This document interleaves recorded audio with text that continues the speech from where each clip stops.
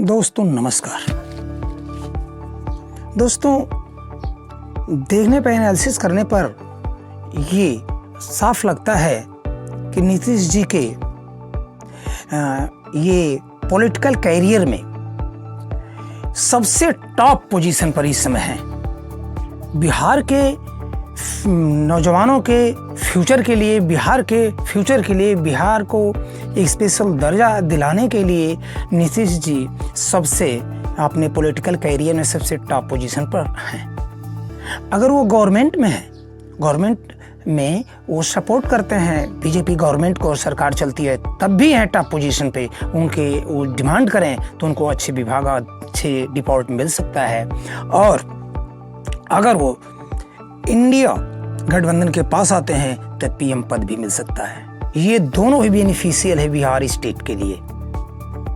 तो नीतीश जी अगर चाहें तो ये कृषि मंत्रालय, रेल मंत्रालय, फाइनेंस डिपार्टमेंट भी उनको मिल जाएगा, लेकिन अगर वो चाहें तब, और उनको ये कदम उठाना चाहिए। अगर ऐसा नहीं उनके मनमाफिक डिपार्ट मिलता है तो उनको बिहार के फ्यूचर के लिए, बिहार के नौजवानों के लिए सोचना होगा। अग्निपथ योजना के लिए, और अग्निवीर जो हैं 4 साल में ही चले आएंगे, वो फिर बेरोजगार हो जाएंगे, तो उनके लिए सोचना होगा। महंगाई के लिए, बेरोजगारी के लिए और राष्ट्र के हित के लिए सोचना होगा। दोस्तों एक बात बता दूं, बैसाखी पर इंसान चलता है, बैसाखी पर गवर्नमेंट नहीं चलती है। देखा गया है कि बहुत सूझबूझ वाला और इस तरह से चली है गवर्नमेंट, कोalition गवर्नमेंट चली है, अलायंस बना करके चला है गवर्नमेंट, सपोर्ट वाले बाहर सपोर्ट करके भी चलाई गई है गवर्नमेंट। इंडिया में गवर्नमेंट चली है स्वतंत्र भारत के बाद। लेकिन एक चीज़ है कि जिस तरह से ये कुछ मुद्दों पर, चाहे टीडीपी हो, तेलुगु देशम पार्टी हो, चंद्रबाबू नायडू की, चाहे नीतीश जी की जेडीयू हो, उनके कुछ मुद्दों पर कुछ सरकार के फैसले पर मतभेद रहा है।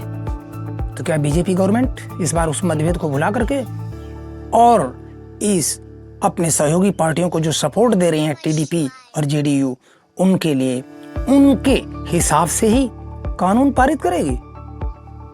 ये बहुत अहम बात है। और कितनी दिन सरकार चलती है ये डिपेंड अब इन दोनों लोगों पर रहेगा, तीनों पार्टियों पर होगा, बीजेपी पर भी, टीडीपी पर भी और जेडीयू पर भी। मैं तो ये कहता हूं कि संविधान बचाने की जहां तक बात आती है, नौजवानों के फ्यूचर की बात आती है, बेरोजगारी की बात आती है, महंगाई की बात आती है, ये मात्र 2 लोगों पर आकर के टिक गया है मामला। टीडीपी जिनके 16 मेंबर ऑफ पार्लियामेंट हैं, और जेडीयू जिनके 12 मेंबर ऑफ पार्लियामेंट हैं। चिराग पासवान, एलजेपी जिनके 6। तो मैं ये कहता हूँ जो 2 सपोर्ट करने वाली जो लार्जर पार्टियां हैं, टीडीपी और जेडीयू, इनके ऊपर काफ़ी कुछ डिपेंड करता है। संविधान के अनुरूप सरकार काम करती है कि नहीं करती है, महंगाई पर काम करती है नहीं करती है, बेरोजगारी को दूर भगाने के लिए काम करती है, नौजवानों के लिए रोजगार देने के लिए, उनको जॉब देने के लिए, नौकरी देने के लिए काम करती है कि नहीं करती है। ये टोटल इन 2 लार्जर पार्टियां जो हैं सपोर्ट करने वाले, इनके ऊपर डिपेंड करता है। दोस्तों एक बात है, मैंने कल शपथ ग्रहण समारोह देखा, मैंने पूरा सुना। मुझे एक बात बार बार ये दिखाई जा रही थी स्क्रीन टीवी पर कि नेहरू जी से मोदी जी का कंपैरिजन।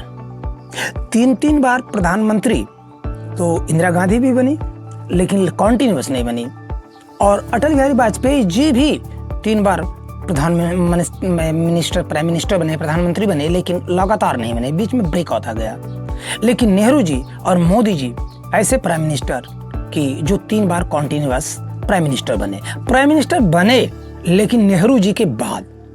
ये नहीं कि हिंदुस्तान के पहले प्राइम मिनिस्टर ये हैं कि लगातार 3 बार जीते हैं, नेहरू जी के बाद। अब थोड़ा सा हम कंपैरिजन कर देते हैं लोग नेहरू जी से, लेकिन मैं आपको बता दूं आपके नज़र में कि 1952 में ये जनरल इलेक्शन जब पहला हुआ तो 489 लोकसभा की सीटों पर इलेक्शन हुआ, जिसमें मेजोरिटी के लिए, बहुमत बनाने के लिए, बहुमत पाने के लिए, सरकार बनाने के लिए 245 सीट की जरूरत थी। और इंडियन नेशनल कांग्रेस नेहरू जी की अगुवाई में ये 364 सीट जीत ली और उनकी नेहरू जी की गवर्नमेंट बनी। इंडियन नेशनल कांग्रेस की गवर्नमेंट बनी, नेहरू जी प्राइम मिनिस्टर बने। 5 साल बाद 1957 में जब जनरल इलेक्शन हुआ तो सीटें बढ़ करके हो गई 494। मेजोरिटी के लिए 248 सीटों की जरूरत थी, लेकिन नेहरू जी इंडियन नेशनल कांग्रेस ने इस बार 371 सीट जीत ली और फिर एक बार इंडियन नेशनल कांग्रेस की गवर्नमेंट इंडिया में नेहरू जी की अगुवाई में बनी है, नेहरू जी प्राइम मिनिस्टर बने। फिर 1962 में तीसरा जो है थर्ड जनरल इलेक्शन हुआ, जो सीटें थी 494 और उसमें मेजोरिटी के लिए 248 सीटों की जरूरत थी, लेकिन नेहरू जी ने 361 सीट जीती और फिर एक बार इंडियन नेशनल कांग्रेस की गवर्नमेंट इंडिया में बनी और नेहरू जी प्राइम मिनिस्टर बने। तो इस तरह से मुझे लगता नहीं है कि कहीं भी नेहरू जी की सीटें मेजोरिटी से कम हुई। आखिर में किस तरह मतलब कंपैरिजन किया जा रहा है, ये बात समझ से परे लगती है। ये तो 272-73 के बाद आती तो लगातार बात होता, लेकिन स्कोर भी तो घटा है, बहुत घटा है। नेहरू जी का भी घटा था, नेहरू जी का भी 489 में 364 सीटें वो जीते थे 52 में, और फिर 494 में 371 जीते थे 1957 में, और 494 सीटों पर ही आम चुनाव हुआ था, 361 सीटें जीते। तो 57 से सीटों की संख्या थोड़ी कम हुई, लेकिन मेजोरिटी तो नहीं गई, सपोर्ट की जरूरत तो नहीं पड़ी।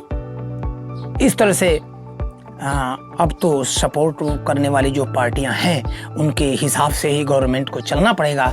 उस तरह से जिस तरह से सरकार जो है कोविड-19 में पार्लियामेंट की बैठक बिना बुलाए और इस तरह पारित करवा ले रही थी अपने कानूनों को, अब उनको देखना होगा सहयोगी पार्टियों को भी और कैबिनेट में जगह कौन कौन सा विभाग मिलता है, और आगे के वीडियो में मैं इसको डालूंगा।